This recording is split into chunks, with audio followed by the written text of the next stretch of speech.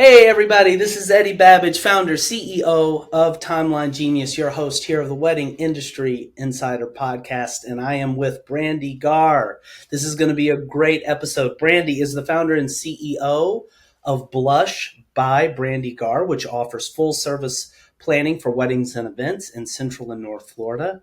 Brandee is also a business coach, a speaker, and a consultant for wedding planners, and she has over 15 years of industry experience. She's also the host of the Wedding Pro CEO podcast. Brandee, thank you for being here. Thank you for doing this interview with me. Yes. Oh, I'm so excited. Eddie, I feel like you and I could probably just talk all day about all kinds of different things. So I'm really excited to chat today. Yeah, me too. I love talking to you, Brandee. You know that. I'm like a total fanboy. You've been on the podcast before. You and I have collaborated on multiple things. You put together amazing industry events, your conference, and I think everybody, I mean, those that know you, they know they're in for a treat. Those that don't, well, they're about to learn. So, Brandee, I usually kind of tell folks what we're going to get into. But I'm going to be really forthcoming here and I think set the stage for like suspense and intrigue by saying you and I are going to do something that I secretly kind of do sometimes on interviews, but I feel completely comfortable doing with you, which is freestyling because there's so much alignment on the core sort of ideas. Like every time we talk, and I said this kind of in the pre interview, hmm what I've loved about every interaction with you and why I feel like there's alignment is just like it really does so often boil down to the CEO mindset. It boils down to not the X's and O's of planning weddings, but rather, are you in control of your business? Are you hmm running your business or is your business running you? And it's not always politically correct to talk about money, but cha-ching, we're going to do it here. Are you making the money that you want from your business? So I think from there, there's just so much fruitful conversation that can happen. Before we get into that, though, because that's always where you and I go to those big picture points. Before we get into that, for those that don't know you, can you just tell us a little bit about your background and how you got to be where you currently are in the industry? Yeah, absolutely. So I started a wedding planning business in Orlando, Florida in 2007, which feels so long ago to say now. It's crazy, but it has grown to be one of the largest planning firms in Orlando. We have an incredible team. And a couple years ago, I stepped away from day-to-day operations. We've recently brought in a CEO to run that company as well. So I am legitimately just an owner of that company. And it's really, it's been interesting because I don't feel like that's a typical path in our industry. Usually it's like, the owner starts to exit and create an exit strategy and a sale of the company and or just kind of closes. And it's been really fun to go along this journey and to present a different option of how you as the business owner can really exit that working every Saturday or being involved at all in that company. And it's given me the freedom to be able to start coaching. And this is where so much of my passion lies is, for me, the most difficult thing about building my company was that middle. I call it kind of like that messy middlepreneur. And that's where I love to meet wedding pros. You've successfully built a foundation. Like you've got leads that come in consistently, you've got a great network, and you maybe even have a team of contractors or maybe part-time employees, but you still feel like you work every single weekend. And if at any second you close your eyes, like all the balls are going to come crashing down around, right? And you're like, so how do I grow past here? How do I scale? And I'm still not really making a ton of money for as much as I work, right? And that was the hardest thing for me to learn in my business. I had to go outside of our industry to learn that and learn how to build a business. And we're missing that in the wedding industry. So what I love to do, Wedding Pro CEO is our podcast. It's also our platform, our educational platform. And our goal is to make it the number one business resource for wedding pros. So we teach marketing, sales, team, and profit. And those are the four core pillars that we really focus on so that you can run your business and get back your life instead of your business running you, just like you said. Yeah, Brandee. I mean, like literally bullseye, dead center. Obviously, with Timeline Genius, like we're focused on like productivity and Yep. workflows and systems, with timelines and now more recently checklists as well. But everything that I want to do, I don't come at this as a wedding I mean, I've been doing this now just like you. I'm like, 11 years sure has gone quickly, but I still remember when I got into this and didn't even know what a timeline was. It was my wife Yeah. that did all the wedding planning. What I do bring to the table is years of entrepreneurial experience, years of Mhm. studying business, reading biographies, taking classes on finance, accounting. And like, it's just such a near and dear point, like near and dear to my heart, like this notion of bringing the business expertise in. Like, I find a lot of people Mhm. get into this because they love the planning, that's their passion.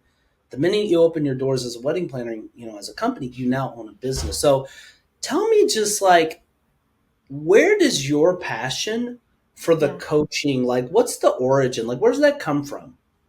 Yeah, honestly, I think it's because I still can picture in my head where I was when I kind of hit rock bottom in my business. And the thing that was the most difficult about it was that from the outside looking in, it looked like we had it all. And I think there's so many wedding pros who go through this where it's like, I can't ask for help because then people will know I don't have it all together. Or who do Hmm. you even go to for help? Because in reality, again, from the outside looking in, you're top of your market. Most of my students are in a place where they're like, people look up to me in my market. I can sell. I've got business coming in the door. I've got team members, but it's all running me. There's no way I could walk away from my business for a week, or there's no way that I couldn't work every weekend, or I can't take a vacation without a computer. And all of this to say, in addition to that, I'm still not making even a full time salary. And they just don't know where to turn. And so that was where I was. I remember the last year I did a full load of weddings. I had 42 weddings myself. My company had over 200 weddings. And I was doing so much client work and trying to manage staff and trying to grow the business and market and do finances and do HR, all the things. And I just remember thinking my girls were little and I just was like, I don't think this is what I signed up for. Like, I don't remember this being the dream, right? Because we're not making enough money to feel financially free at all. Every dollar feels like it's being stretched somewhere or going somewhere besides my pocket. And I literally work all the time. And when I'm not working, I'm thinking I should be working. Like the guilt is setting in, right? And I'm like, I just don't think this is what I want for the rest of my life. And so like I said, I had to go outside the industry. And what's really interesting about it is that, you know, I think I bring a little bit of a unicorn to that where I love business so much. I had to go outside the industry and learn how to build a business and what it meant to be able to read a P&L, to understand cash flow, to understand how to hire a full-time employee, what an S corp status meant. Like all of these things that I just didn't know. But I am also a wedding pro. Like I get our industry. I get that it's cyclical. I get that it's a roller coaster. We have high season and low season. And I get that, it's just a super challenging, stressful industry. And so I bring those two things together and I say, I feel you, I understand you, but also we need to run your business like a business because it's not a hobby. If it is for you, that's fine. I'm just not the right coach for you. But I teach wedding pros how to build a business that gives them back their life and pays them for being the CEO of their business. And I think that passion just comes because I remember not knowing where to turn when I went through it. It's funny. I've said this on previous occasions, even on prior podcast episodes, and I'm saying this a little flippantly, a little jokingly, but like, I'm almost jealous of wedding planners because one of my central theses in life is that, like, if there's something that you want to do, find somebody who's done it Yeah. and get their playbook. I know it sounds so simple, but like, oftentimes the fundamentals and the really powerful and profound lessons are simple. And, Yep. this is a really random example, but like, I had this goal at one point in life where I wanted to get a clearly visible and countable six pack. This is back in my like 30s. I thought it'd be easy. Like, I've always like exercised, whatever. I was like, hey, I'll cut out a couple brews, watch what I eat, and blah blah. Brandee, it turned out to be just like, I mean, I was like doing everything, and my one of my buddies is like, what the hell are you doing, like eating watermelon, just all that? I'm like, no, if I just cut out the calories. And then everybody's like, no carbs. Bottom line, Brandee, it wasn't until I found a book that was called Burn the Fat, Feed the Muscle by this guy, Tom Venuto, who, guess what, was a retired bodybuilder. If you looked at his picture on the front of the book, I mean, he's just completely chiseled, like 4% body fat. I'm like, fat. Like, why don't I just do what he says? Yeah. That was the thing. Now, obviously, you got to work at it. I was going to the gym 3 times a day, measuring, but like, he wrote hundreds of, he's like, do this. Hmm. And why I say I'm jealous of wedding planners as a tech entrepreneur, it's hard to find somebody that's built a business just like Timeline Genius. There are other Yep. software like you can find a Brandee Gaar, like she's right here. I'm talking to her. I see her. This is not an AI powered voice. People can get your playbook. And I think that's Hmm. so powerful. And yeah, you got to invest something in all that. Like there's lots of Yeah. free information, but invest it, like the payoff in that. I mean, you speak to maybe like what do you think about what I'm saying? Like, I mean, Yeah. yeah, how does that land for you? Yeah, I mean, I love that you touched on, but you have to do the work because I talk to my pros about this all the time. I'm like, listen, I can give you every strategy. I can That's write right. the exact thing to do next for you out. But if you're not going to go do it and you're not going to Yes. live, breathe, sleep this, then it's not going to work. And just yesterday I was working with a wedding planner and it's so interesting because she already had such an amazing foundation lead. Like she had team members, she's got great sales coming in. It's just a matter of kind of like moving it around and helping her to see. We just need to move people into the right spots. Like you've got great people, they're just not in the right places, right? And so it's really fun to be able to see that and to help her kind of work through that. But again, it comes because I've done it. So I also was able to tell her, I know you feel like your life is crazy right now, but I just want to be super honest with you. This time next year, you're going to have the business you've always dreamed of. But until then, it's going to almost get worse. Like Love it. it's going to get worse first I love it. because I'm going to be putting so much on you to say, okay, we've got to now design this person's job role, which means you've got to have a conversation with them and you've got to train them into these different pieces and you're still running this crazy business that you've Yeah, yeah, successfully yeah. built, right? Yeah. So the difference is the light is there versus you're just spinning your wheels going, I don't know how I'm going to get to the next step, right? So I always like to warn people about that too. It's like kind of like you said, Eddie. I mean, even with your example, it's like, yeah, you're going to have to really rearrange some things that you're doing in your life and the way that you're doing them. So it gets harder first, but Yeah. all for this amazing payoff. Yeah. Well, I don't know about other people listening. Like for me, I've never been scared of hard work. Like, Yeah. and for me, like one of the things, and I've started 3 companies, and I'll say from my vantage point, and this just gives further color. Again, I'm not really jealous of planners, but this gives further color on like why that statement about like having the knowledge and the playbook piece of this. And again, to be clear, you can't 100% take your playbook because you're a different Yep. person. You're Yep. in a different geography. There are differences, just like there are differences in body types, to reference the Mhm. 6 pack example, right? Different Yep. body types respond differently to different nutrition and training. But fundamentally, like you've got a playbook, and I think it is an awesome position to be in where it's like, hey, there's a playbook here that if you're a coachable enough, okay, because like you can't bring your ego there, it won't fit through the door, you won't get into the room to get the Yeah. magic playbook if you're like, yeah, but I kind of already know, I know Brandee said do it this way, but I just think she's wrong. Like I'm teaching my kid math sometimes, he's like, I don't like your way. I'm like, but here's the thing, like I majored I'm in right. math. Hey, dude, like please just do it my way. But like Yes. what a great position to be in. Like, just take the information and then apply it. When you, and Mhm. what I want to do here, like cue Mission Impossible theme music, Brandee, as best I can in the hour format that we have, which admittedly is very limited.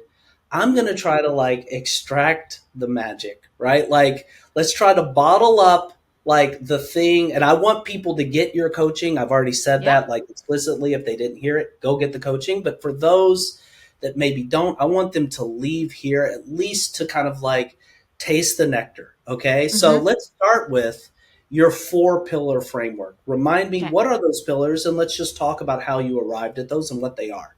Yeah. So marketing, sales, profit, and team are the four pillars that we teach on inside of all of our programs. And note that those are all business focused. So one of the things that's unique about our programs is that we don't just teach wedding planners, though I know that is the bulk of the listeners of this group, but we do have all kinds of wedding pros inside of our programs because we teach business. We don't teach you how to write a timeline. That's Eddie's job, right? Like that's why you have Eddie's software. We don't teach you how to, DJ a wedding, but we do teach you how to run a profitable business. Love it. Okay, so marketing. Why is that a pillar, and what does marketing mean to you in the context of? And I'm going to keep speaking to my wedding Yeah. planners. So we have photographers and Yeah. venue owners and a whole, sort of spectrum of wedding pros that are listening. But I've got my wedding planners in I mind. love it. We'll go Why with that is direction. marketing a pillar for a wedding planner?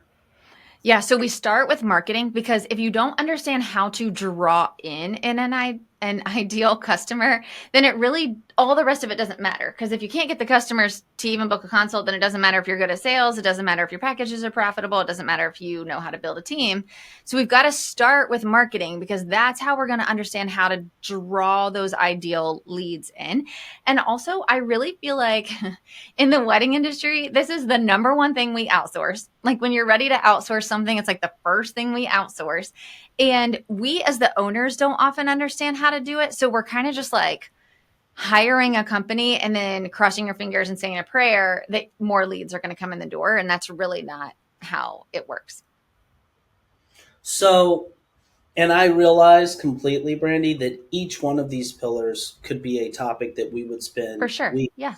if you were coaching me, or we could do a whole day's training on each one of these. I want to try Yep. to just go right to like the main nerve here, right Yep. to like the core of Can I marketing. give you Please, let's have it. three tips? I know you're like, give me something practical. I want something that people can chew on. So here's what I want you to do.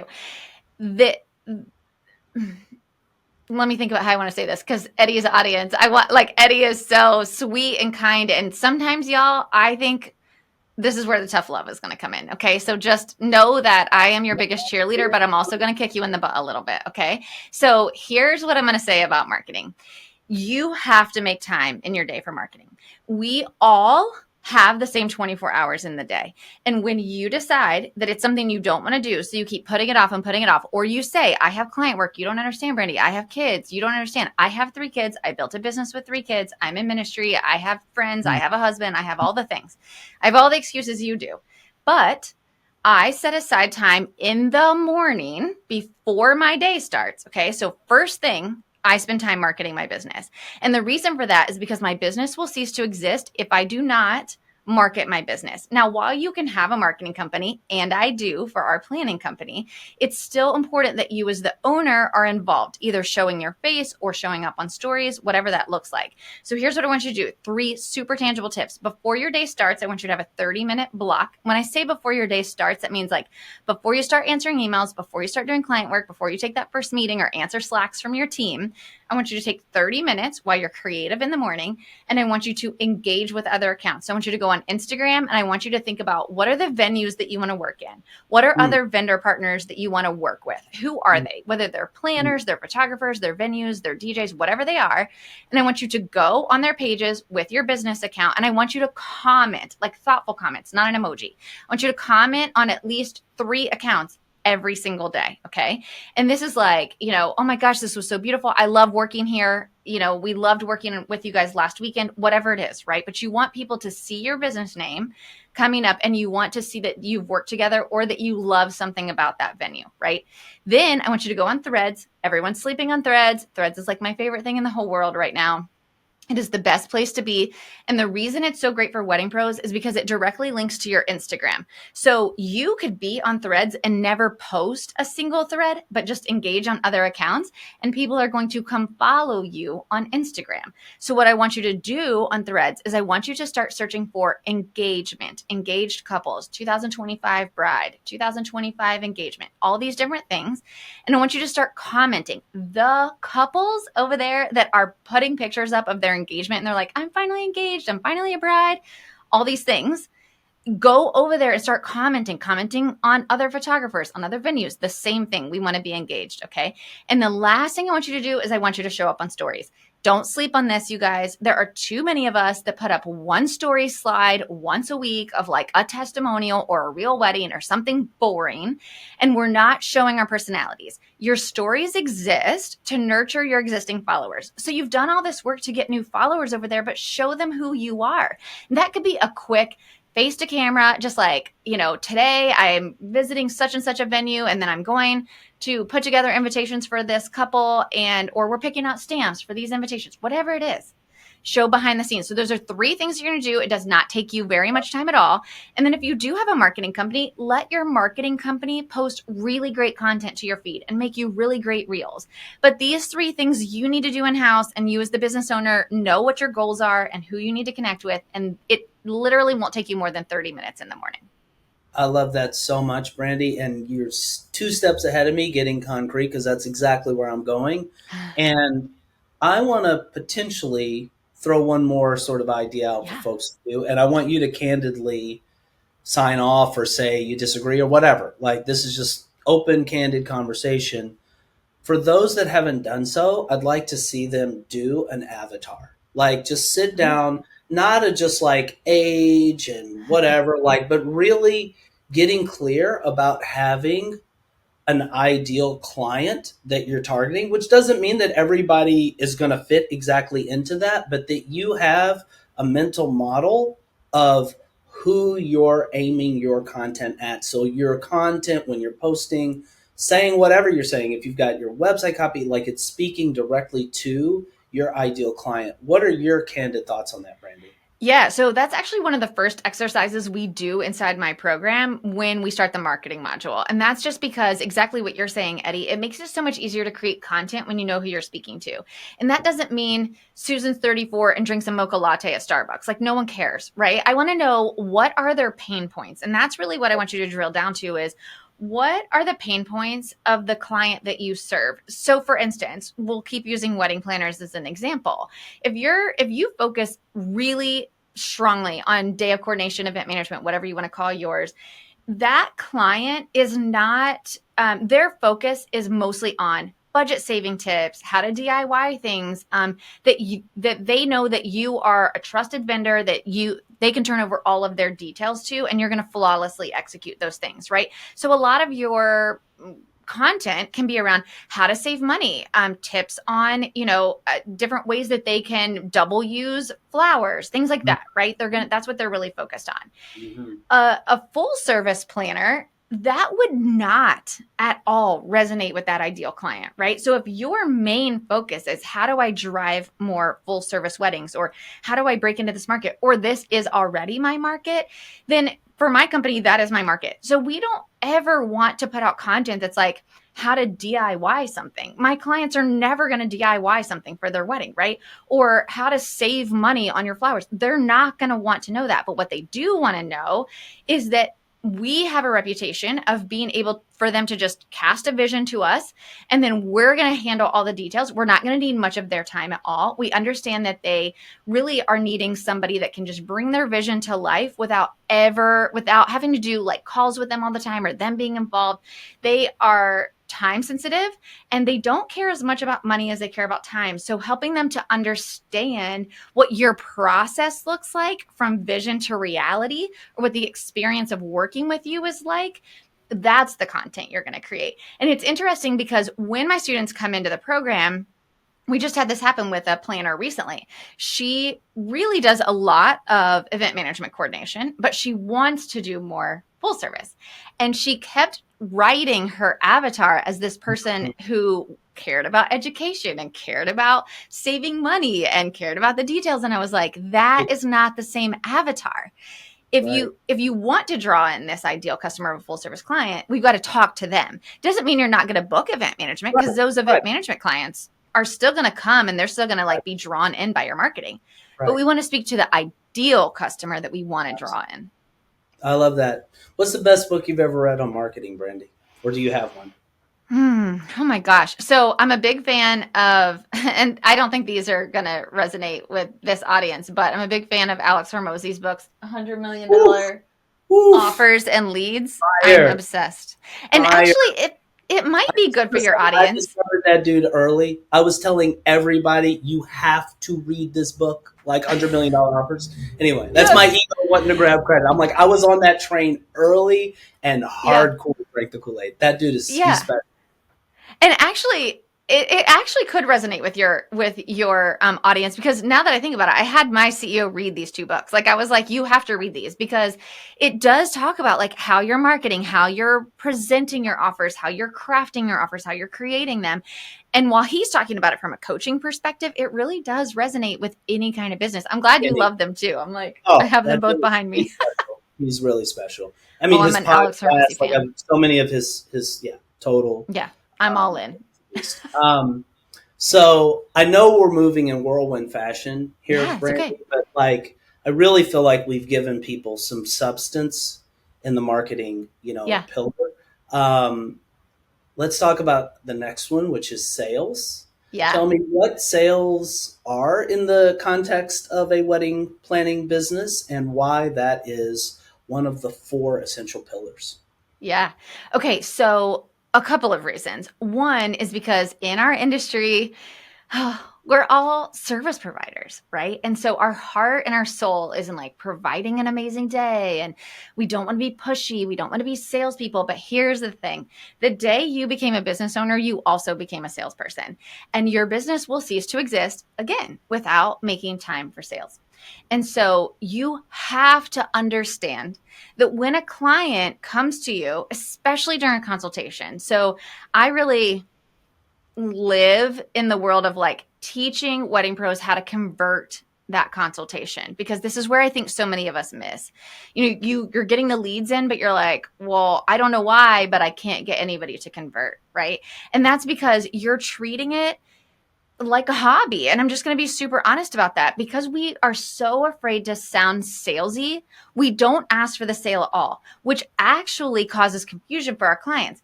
If they've made it as far as booking a consultation with you, they know they're being sold to. That's actually why they came, right? Like they came to buy something from either you or one of the competitors that they're looking at, that they're comparing you to, but you've already made it to the short list. If you've got great marketing, they already know enough about you to know that they're like 80% of the way there. So now you've just got to close them. And what happens in our consultations a lot is that at the end of the consultation, you kind of get tongue tied, you don't know what to say, and you don't want to sound salesy. So it's like, okay, well, you guys think about it, review everything. I'll send over a proposal, take a look at it, let me know if you have any questions, and I'll follow up in a few days. And it's like, they're literally looking around like, well, oh, okay. So we'll just wait for your proposal then. You have them there hot. They came for a sales conversation. And now you're telling them they have to go home, wait for you to send this proposal, review multiple options that they're not even 100% sure what all these options are. It's their first time getting married most of the time. They're confused. And now you're wondering why they're ghosting you. It's because they're like, oh, well, I had time when I was in the consultation, but now I'm busy back with life. I don't know what's in this proposal. I'm kind of confused by it. And so guess what they end up doing? They book with the pro who closed the sale during the consultation. And that's why you're getting ghosted. So really helping you to understand how to assume the sale. That's what I call my strategy, is assuming that sale at the end of your consultation and really helping them to understand, okay, here's how we're going to buy. Here's how we're going to move to the next step, and closing those consultations right there.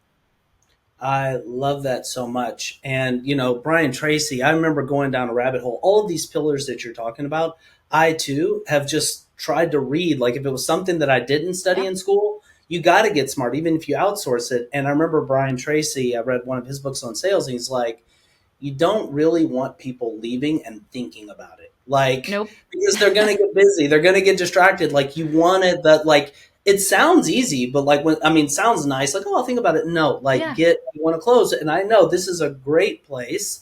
We are going to, we're recording here on August 7th, 2nd, and I am going to rush this to be published because you have a really cool Yeah. event coming up, and we're talking about sales. Can Yeah. you just tell people about this event that you have coming up this month? Yeah, I'm so glad you brought that up, Eddie, because honestly, you guys, I'm going to be laying out my entire strategy. Like Eddie and I are popping through all four of these pillars right here. But in this training I have coming up on August 20th, it's going to be a live training. If you've never seen me teach live, I love teaching live. We usually have hundreds of wedding pros that show up and we have a blast. I answer all your questions. But what we're going to be doing on this live training is I'm going to be walking you through literally, you got the lead, now what? How do you get them to become a paying client? I'm going to walk you through that exact strategy. And my favorite thing, Eddie, in this training is watching the light bulbs. All of a sudden people are like, wait a second, I do that. And you don't even realize that you're confusing your clients. And the second you start trying these new methods, I mean, I had a wedding planner message me the other day. She said she sold $20,000 in new contracts in 1 week. One Wow. week. And she Hello. was like, I literally just switched my method to what you were teaching us. And she's like, I'm shocked. Like, I don't even know what to say. I have no words. I'm like, I know, it's because we're confusing our clients and we don't even realize it. Yeah. Sometimes all it takes, like you've got 2 out of 3 numbers to enter in the combination lock. You just Yes. need that last number to enter and be like, oh, now it's flowing, like what's Yes. the key Yes. benefit that people, to ask maybe a silly question, but like, what's the key benefit that Mm-hmm. people are going to leave with if they show up to this Mm-hmm. training, Britt? Yeah, so 100% you are going to leave with my strategy on how to close a consult. And the reason this is really important is because you guys are hearing me say close the consult, close during the consult. And it's important to kind of hear that whole strategy. And I'm going to lay that all out. And the reason for that is because closing at the end of the consult can only be done if you've done the pre-work. Because if you are try to close a cold conversation, you are going to sound like a used car salesman. You are going to sound salesy. But when you go through all of the steps of the consultation, it's a no-brainer. Like the reason you will start closing higher conversions, like you'll start having more conversions, is because you've now put all the pieces in place. And so I don't want to just leave you and say, yeah, close during the consult. That's helpful, but it's also like, but how do I do that, Brandee? So we'll actually role play some of the different ways that you can, like the actual words that can come out of your mouth and exactly how you're going to warm that conversation up. But we have such a fun time on this training. I just love teaching live. It's so fun because the energy is like off Yeah. the charts. My team will be there as well. So we're going to have a blast. Why I would say, one thing that I learned when I was kind of going down the sales rabbit hole is a lot of people have this misconception that you're either born with a sort of, let's face it, a lot of people think it's like a, greasy, schmarmy kind of like you're either born as a self evangelizing, salesperson or you're not. And what I discovered is quite the opposite. Like most things, there's training. Like there are things you need to learn. And when you learn them and you practice them and you apply them, you'll get the results. So the idea that they can show up to this training and get that, where do people go to, register for the training, Brandee? Yeah, we made it super easy. Just go to brandeegaar.com/free training. That's it. brandeegaar.com/free training. It's August 20th at 11 a.m. Eastern time. The calendar appointment's for an hour, but I would block 90 minutes because I don't leave until all the questions are answered. So I stay on there forever. My team does too. And I promise you that you will leave this training with a light bulb moment of how you're going to close higher conversions. And my favorite thing is after getting all the DMs and the messages of people like, I tried it and it actually worked. And I'm like, yes, I love that. So fun. So you're touching my jealous button again. I'm like, there's so much information, and this is free. I'm like, Yeah, I for love what it. how to close your sales. Like, Mm-hmm. so you know what I'm going to do, Brandee? I would normally spend a little bit more time on sales, but you know what I'm going to Yep. tell people? Just go to this training and you're Yeah. going to get the hookup on sales. And there's Yep. more to be, learned and whatnot. But I feel like you already covered some really great bases. And, time permitting, like we can circle Yep. back and maybe touch on a few other sort of thoughts. But yeah, people should definitely go to that training. Everything you do has my stamp of approval. If anybody's in the Timeline Genius community and you trust me, you can trust Brandee. Just go to this, okay? We're going to have Um, fun. the third pillar, so I've got marketing, which leads naturally into sales. You're bringing the leads in, you're closing the leads, but now you can be closing a lot of leads and on paper have this really successful business. You spoke to this, everybody looking at you was like, wow, like she's got it going on. Yeah. But actually, the profit isn't necessarily there. So, profit is this third pillar. Talk to me about why this is so crucial, though I think it's a little obvious, but like, why is this so crucial, especially for wedding planners, and what steps can people take to Yeah. make sure that they're getting the profit they want and deserve? As a wedding planner, you know how important it is to create detailed wedding day timelines for your events. But creating your timelines can be a tedious and time-consuming job. Until now. Because Timeline Genius lets you create beautiful, detailed wedding day timelines with ease. And it keeps everything you need on the wedding day in one central place. Here's how it works. First, Timeline Genius saves all your clients, vendors, and venues in your Rolodex, so you don't lose time looking for their information. And when you're ready to create a new timeline, you simply enter the key information for your wedding. Click a button, and voila! Timeline Genius magically gives you a customized timeline for your event, where all the details are laid out and the times are calculated for you. From there, you can easily edit your timeline by adding or deleting items, inserting images, changing font styles, and customizing everything to your liking. You can also instantly shift the times for as many items as you want. And when it comes to your clients and vendors, Timeline Genius lets you give them the highest level of service.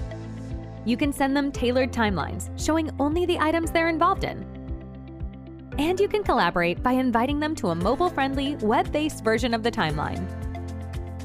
You can even set text message reminders to automatically go out on the wedding day. And once you've completed your perfect timeline, you can download it or email it out as a beautifully styled PDF. And that's Timeline Genius, a smart software that will help take your wedding planning to the next level. Start your free trial today. So, Eddie, if any of your audience has heard me talk before, you've probably heard me say that it was actually my husband who made me realize that I knew nothing about profit. This was years and years and years ago. And he had just quit his job to start working with us. And he asked me, how much does it cost us to execute each of our packages? And I was like, Hello. what do you mean? Yep. We were standing in our kitchen. I will never forget this day because I was so mad. And I was more mad because, one, I'd been running my business for 5 years by myself. And now he was in it with me. And he was like asking me questions I didn't know the answer to, which was making me mad because I was like, one, why do you care? And two, I was mad because I didn't know the answer. Right. And in reality, what was happening to me and what I see happening with so many wedding planners especially, our overhead, y'all, is so low, like our financial overhead, but our time overhead is massive. And the problem is that because we don't value our time as much as our money, that we give way too much of it away. Then we set these ridiculous revenue goals that aren't even attainable because there aren't enough hours in the year to even accomplish them. Like you've left no time to even sleep, right? And so then you start booking and booking and booking and booking. It looks so shiny when you book a full service wedding, let's say at $5,500. You're like, I am amazing. Like that's so awesome. What you don't realize is you're going to spend 400 hours on that wedding and you're actually way more profitable when you sell your event management package. So when our pros come into our program, we have an entire huge module just on finances. And the reason for that is because it's great to learn how to sell and market. Obviously, that's massive, right? But if you're selling unprofitable packages and you don't actually realize you're losing money on some of your packages, Yep. I had a wedding planner in my program years ago, right when I started coaching, really. And it was so interesting because she came to one of my free trainings. And at that time, I was teaching on how to be profitable. And she was floored. This girl was so successful, Eddie. Like she had multiple hundreds of thousands of dollars in sales. She was so successful. But she was like, I'm literally burning the candle at both ends and I still don't pay myself a salary. And she's like, we're making 200,000 plus in my business every year in revenue. When she sat through my training, what she realized was she was only making $100 per package after all of the weddings that her planners were planning. So the only way for her to make money in her business at all was from the weddings she herself was planning. So for her to get out of the day-to-day and start focusing on growth and managing a team and mentoring, she couldn't do that because her packages weren't making her enough money. Once her eyes were wide open to it and we were able to go through and figure out how we were going to fix this, which took some time because she had a team that had to be paid still, obviously, right? And so that's what's so interesting, though, is that revenue doesn't matter. It's exciting and it's a fun number to see. But at the end of the day, I want to know how much of that money goes into your bank account. Like how much goes into your pocket? What is profit? And so often we have no idea that we're actually not profitable at all. Or as planners, what I see most often is that your full service package is actually the least profitable package you have. And you're trying so hard to figure out, how do I sell more of it? How do I sell more of it? I'm like, why would you want to sell more of it? Like you make literally $30 an hour when you sell that package and you make $100 an hour when you book event management. So why would you want to sell full service? We have to fix that first. I love that all so much. It's so powerful, Brandee. And you know what hit me as you were talking? The notion of a pillar is such an apt term because if you take one pillar out, it's going to wobble. If you have a three-legged stool and you take Yep. one of the legs out, it's going to fall. All of these work in conjunction with each other to hold up the platform of your business, right? You can crush it in marketing, crush it in sales, and as a result, have that revenue coming in. But if the profit's not there, your business is going to collapse, right? Like, so it's just really interesting to think about like how all of these work together. And Mm-hmm. what is the biggest pitfall, Brandee, that you Yeah. see wedding planners fall into when it comes to this pillar of profitability? Yeah, so it's actually having no idea how long it takes you to plan each of your packages. And this is goes back to that conversation I had with my husband when I said, "Well, it really doesn't cost us anything to plan each of our packages. It's just our time," which now I'm like, I can't believe I said that out loud.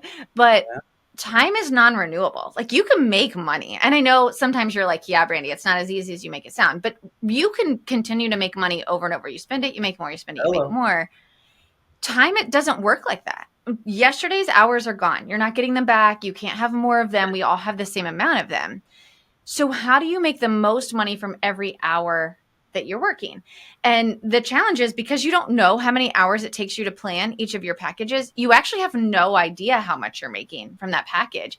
And that's the problem. So I'll give you an example. So let's say you charge $2,000 for your event management service, right? You feel really good about it. You're selling it well. It takes you 20 hours to plan that service, it usually takes between 20 and 30 hours. But for easy math, I don't have a calculator in front of me. We're going to go with 20. So let's say you're making $100 an hour on that package, right?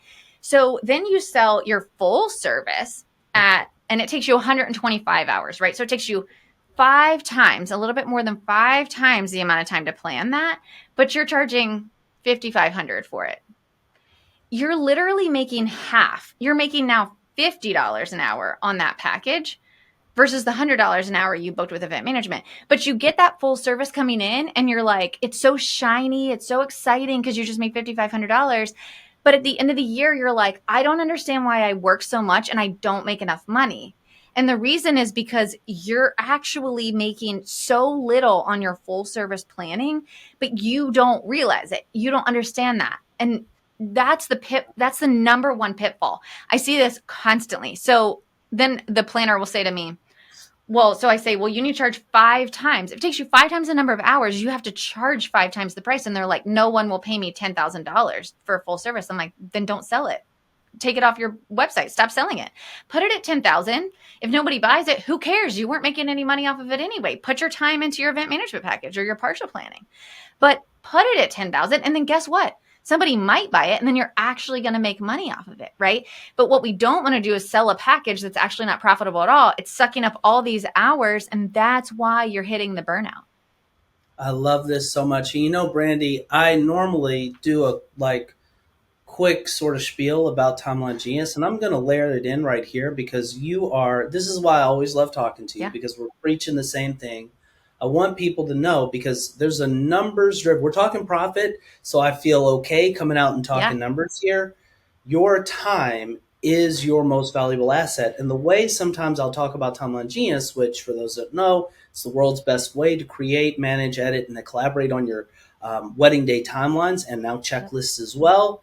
Here's the deal. If you are, again, not just sort of like a hobbyist, if you're serious about your business, let's say that you're doing 20 weddings a year, okay? And let's say that you add up all the time that you spend on doing your timelines and it's 10 hours, like the initial draft, the revisions. So that's 200 hours of your time, 20 events, 10 hours per timeline, 200 hours of your time. Now, let's say, I hope your number's higher here, but let's just say that you will bill your time out at Yeah. $50 an hour. Okay. Yep. It's $10,000 of your time that goes into timelines every year.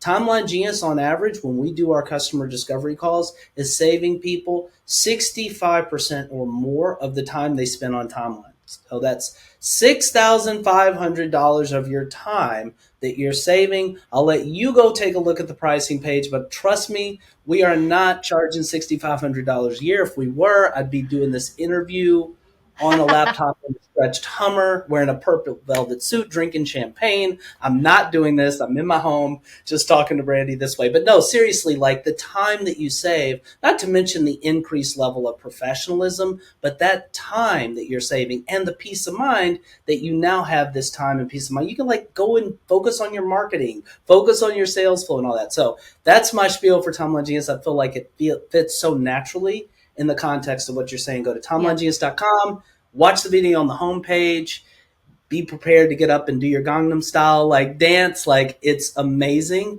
Go check it out. Start a free trial. Okay, that's my spiel on that. Love it. So profitability, I feel like we've talked about this. We've talked about this big pitfall that exists there. We covered Yep. marketing, sales, profitability here. I want to, and we're moving here. We're rock and rolling. I'm watching the I time. know. Like we're actually doing this like I love it. Mission Impossible thing. I love Go it. Can ahead. I give your listeners one tangible like takeaway from profit? And Please. because Absolutely. I love that you're like, I love giving my audience practical tips. So really quick, an easy way to find out if your packages are profitable, super simple. Your price and then do a time study. There's an app called Hours Tracker and there's an app called Clockify. Both are free. You can get them on your iPhone. Do a time study. Have your team do a time study if you have a team. From the day the client signs the contract until you execute that wedding, how many hours do each of your packages take you to execute? And then divide it by your package price and just make sure that they all make sense. Make sure that they're all charging at that, whatever rate it is that you want to be charging at.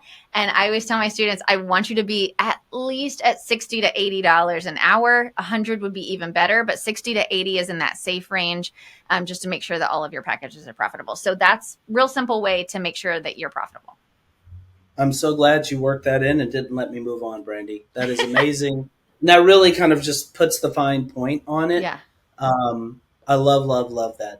And that these are this is exactly what I want when somebody invests a precious hour of their time to listen to this podcast. I want them to have practical things they can take back today. As soon as they're done listening to this interview, don't stop here, listen to the rest of the thing. But as soon as you're done, you've got some actionable steps that you can take to make your business better. So,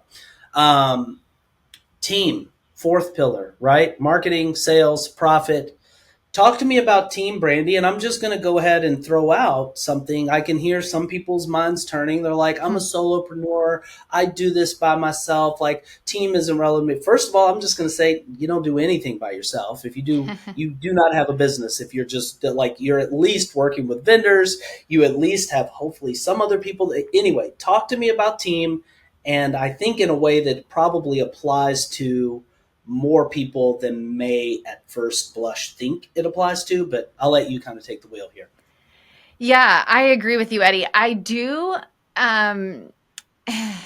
Let's see. Okay. So with team, I will be super honest that the way that I teach you how to build a profitable business is to also think about the end of when you don't want to have your business anymore, when you don't want to work every Saturday anymore. While I think you could totally be a solopreneur forever, that's your prerogative. I'm probably not the right coach for you if that's your goal, because I'm going to teach you how to build a business that's profitable without you having to be tied to that profit. So what that means is that if you're a solopreneur, your income is capped at the number of hours you're willing to spend on a Saturday at a wedding. Totally fine. Love that for you if that's what you want. That's exciting. But when you really have to think about the end, if it's something that you want to be sellable, if it's something that you want to walk away from, if you want to continue to make revenue, even when you only want to work 5 weekends or 8 weekends, whatever that looks like, you have to build a team to be able to do that. And when we're building businesses, that's what we want to think about. What's the exit look like for me? And if you're new in your business, listen, when I was 27, 28 years old, if somebody was talking to me about the exit, I'd be like, listen, I'm young, I'm scrappy, I've got time. But I wish I would have thought about it sooner now. And I think there's many, many people who are in the industry that are like, I kind of wish I would have thought about this sooner. I wish I wouldn't have stayed a solopreneur for so long. Let me just chime in here, Go Brandee. for it. It almost always helps to know the end result that you're seeking. Yeah. It does. Like that way, everything that you're doing now can be aimed toward that end, which is not, sometimes you think you're going one direction and you end up going, that's fine. But it's always ideal to have the end in mind so you can work most efficiently toward that end. Yeah, because there's nothing more frustrating, Eddie, than kind of getting to the place where you're like, you know, my kids are in middle school or my kids are in high school and they need me more on the weekends. I don't want to miss homecoming. I don't want to miss their games. And the only option you have is to continue working 20 or 30 weddings a year because that's your income, right? Your income is now tied to that. You don't have a team. You don't have an exit strategy. And that's not everybody's goal, but I built my business when my kids were young so that when they were older that I wouldn't have to make that sacrifice. And honestly, two of my kids don't even remember me leaving on Saturdays, which is kind of funny to me because I always thought I was traumatizing them when they were little. You know, it was like I was gone every Saturday. But all that to say, you know, I always like to preface it with that because some people will say to me, you know, I know you teach about building a team, but I don't really want to have a team. And I'm like, totally fine. I no shade at all. I'm just probably not the right coach for you because I am going to teach you how to build a team. But that said, and I've talked to the planners that have gotten to the end, and I'll bet they wish they had a time machine to go back and build a different way where they're like, wasn't really what I wanted, but you didn't necessarily find what you wanted on the front end. There's an episode of your podcast, Eddie. I will remain it unnamed so that, you know, I don't call anybody out, but there's an episode of your podcast I share often with people in my program who will come or people who are thinking about joining my program and they're like, I don't want to build a team. I want to stay a solo. And I'm like, listen to this episode. And the reason is because I listened to that episode and it actually made my heart so sad because it was a wedding pro who has built an incredible business. And unfortunately, it was built 100% on their face and their recognition. And, you know, at the end of the day, when you start to get into that age where you're like, I don't want to do this every weekend anymore. Like, I don't want my face to have to show up. It becomes too late to think about it then. And so I think that that's important. And that's why I try to drive that into our pros is that, yeah, when you're in your 20s, it all sounds exciting. But there is a time where you're like, I want to have a family. I want to be available on the weekends, right? And not only that, but when your income is capped at your face showing up, that's a lot of pressure, right? Like, what if you want to go on vacation? Planning vacations around your weddings stinks, right? Like, I don't want to do that. I don't want to have to wait and be like, well, let's see if I get a wedding. And if I don't, then we can go. Like, no, I don't want to do that. So building that team is going to help you to be profitable even when you're not there. And that doesn't mean you have to stop doing weddings. I'm at a place now where I don't do weddings anymore, but lots of the pros inside my program still do weddings, but they now also have teams that are doing weddings and their profitability is so much higher. They can serve more clients. They're creating careers for other people in the industry, which is so cool. There's so many pros who are actually really killer at their craft, but they just don't want to run a business. And I get that. So I'm like, scoop them up, bring them into your business, you know? So a couple of things that I see. One point in here before we get to team. And we're just vibing here. I can't. Yeah, resist. I love it. Yeah. This is like, again, anybody that wants to be a solopreneur, that's great. If that's working for you and that fits your life goals and you've got the income and the work life, great, awesome. I'll tell you why I'm 10 out of 10 in your camp. Everything that I've been taught about business, like if you think about like the E-Myth by Michael Gerber, what is this notion that your job is not just planning weddings. That's your job as a wedding planner. But as a business owner, you're trying to build an entity like this thing, right? And it's a machine, right? Mm-hmm. Like an invisible machine that has the people and the systems and the processes in place to where like you just turn a key and it's like, ooh, this beautiful like Swiss watch kind of set of systems and processes and people that delivers an amazing service to the world profitably, right? And that means it's not just all running based on you, but rather that you have the people in the. So what you're saying, Brandee, is just squarely in alignment with the idea of working on your business, building this machine, if you will. Anyway, can't resist saying Yeah. that. Yeah, no, I love it. It's been really interesting because, I remember going through this. This is where the biggest mindset shift comes into play because you go from an absolutely packed calendar up till 2 a.m. writing timelines, hopefully not if you have timeline genius, but like you're just running all the time. There's no free time to slowly starting to see white space on your calendar. And as Yeah. an owner, you have to be able to have creative space on your calendar. Like you've got to be able to have the time to dream the next idea, to create the path as to how you're going to grow into that next revenue stream. And Yeah. this is where the mindset shift happens because you start to feel guilty to some degree because you're like, well, my team's out every weekend, but I'm not. And I'm like, Yeah. right. But if you were out all Saturday, raise your hand if you know what it feels like to have a wedding hangover on Monday, right? So you're Yeah. trash on Monday, and then the week starts back up on Tuesday. As the business owner, if you can get those Saturdays down to much fewer and you're really just taking your highest end clients, right? Or you're starting to select who you're going to work with, that Monday becomes your CEO day. That's the day that you're looking at your finances. You're working on the next growth strategy. You're mentoring people on your team. You're having one-on-one coaching with your team. You're seeing, do I have my aces in my places? Do I need to hire? Do we need to raise prices? All those things are what you're focused on because your mind is clear on Monday. And the way that you want to think about that is, yes, my team is out on Saturdays and they're loving their job too. They're getting paid a really great wage to do that. And they're protecting me as the business owner so that I can continue to grow our company because the bigger our company gets, the better their career is going to be with my company. So, but I will say that's where the biggest mindset play comes in. I see this with my pros all the time. I've seen this with the CEO that we just brought into our company. She's so funny because she used to run her own company. We made a deal with her. We absorbed her company. She now runs mine.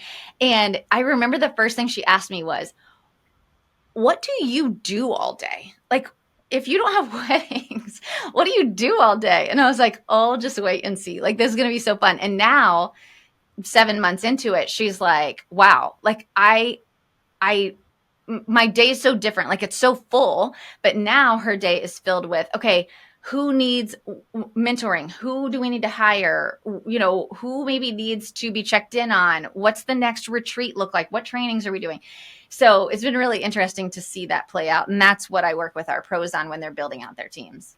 I love it, Brandee. And what's the sort of, again, like woefully inadequate amount of time here to do what I really want to do? But what's the sort of high level how to when it comes to building? If you had to kind of really sum it up for people, like what's the Yeah. sort of how to for building a team the right way? Yeah. So, yeah, you're right. Like, I'm like, this is the one pillar where I'm like, oh, what's the one thing I would tell you to do first? Okay. So, it depends on where you are in your company, but really everybody, it's taking an assessment of what currently exists.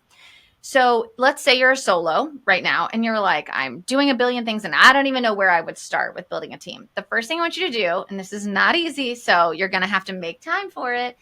For 2 weeks, I want you to write down everything you do in your business, literally everything, everything, everything, everything.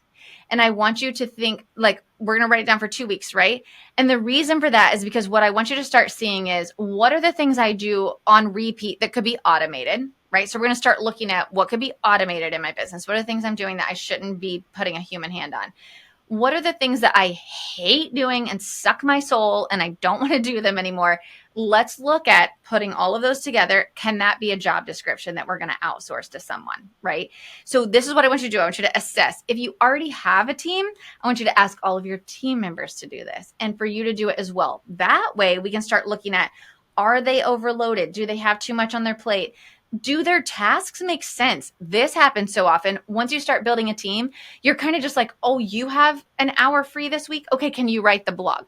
Oh, you have an hour free this week? Can you onboard this customer? Now everybody just has random tasks, but they don't have a role. And so that's the next thing we look at when you have a team is assessing each person's daily routine. And we're like, their job makes no sense at all. Like, let's put this task from this person over here, and let's put this task over here, and let's outsource all of these tasks. So now people on your team have full roles. And my goal with my high level clients, my high level students that already have a team, is to really start looking at their team and say, okay, who's operations? Who's marketing? Who's team culture? Who is handling your finances, right? Who's doing sales? And we start creating complete roles for these people so that they have a buy-in into the company, right? So, but to give you that practical tip, no matter what stage of business that you're in, it's going to be to assess for 2 weeks what you or what everybody on your team does so that we can get a really good idea of what's taking up our time.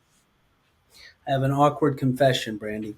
Okay. When you were just talking here, I literally had I was like, I want you to be my coach. I was like, there's a problem. I'm not a wedding planner, and you're I'm like, this is so awesome. If I were a wedding planner, I'd hire you so damn fast it would make people's heads spin. Like, this is just gold. And again, woefully, and I said the mission impossible, and I think we've done an admirable job here of really going through these core pillars and pulling out. I knew the freestyle thing would work with you. I knew it. We always have fun.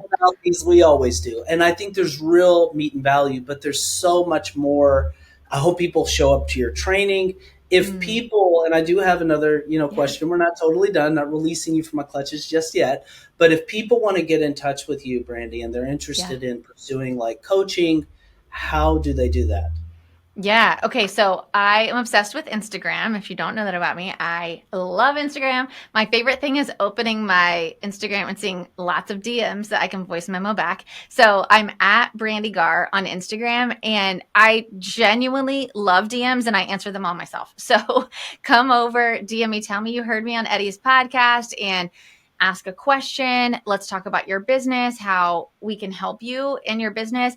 And here's what I want you to know. If you're listening to this and you're like, wow, now I feel overwhelmed, like I'm doing things the wrong way, or I want to do all of this and I feel so overwhelmed. Just know this, 99% of the time when someone comes into our program, it is just tiny shifts, you guys. Like, you've already built a foundation. You already know how to do so much of this. The challenge for most wedding pros is that you're so deep in it. And I think about it like weeds, right? Like I used to be a server, so we were always talking about being in the weeds. But you think about it like you're in the weeds. The weeds are so high over your head, you can't see the way out. So we come in, we just look at your company from the top down, and we're like, here's the path. And you've already got the foundation built. It's just a matter of showing you the way out.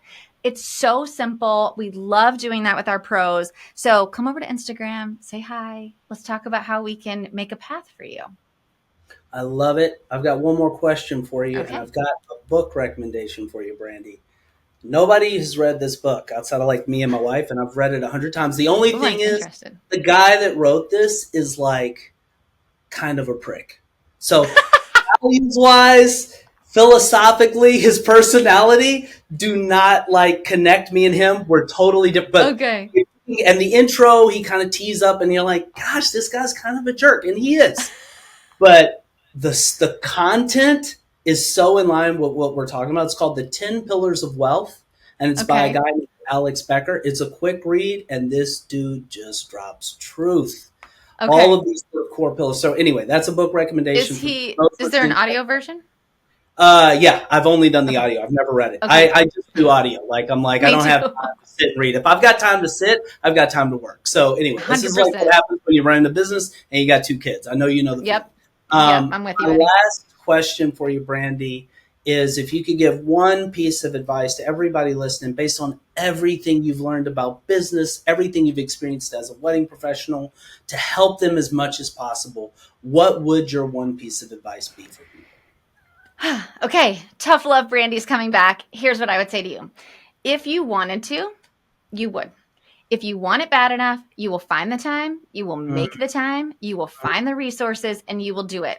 The people who are winning right now and who win constantly year over year, if you want to know how to get into the 1%, if you want to know why someone is more successful, they make the time. We all have the same 24 hours in the day. You have to decide how you're going to use those 24 hours. And I promise you, you have time. to do the things. But you have to know what actually drives the needle in your business, what makes you money, and where you're going to put your time. And everything else can either be outsourced or you can do it later, but you've got to put the things that make you money into the front of your day. You've got to make the time for it. Man, all right. That's it. Mic drop, mic explosion when it hits the ground. Brandee, I'm like a total fanboy. You know that. You're amazing. On behalf of the Timeline Genius community and all of our podcast listeners, thank you, all caps, bold, underline, for coming on the show and for doing what you do. You're amazing. Oh, you're so sweet, Eddie. I love being here. Thank you always for being so supportive of our community. I love Timeline Genius so much. You guys, if you don't already have it, please make sure Timeline Genius is part of your tech stack. It's so important. It will save you so much time. And Eddie, thanks always so much for bringing me on.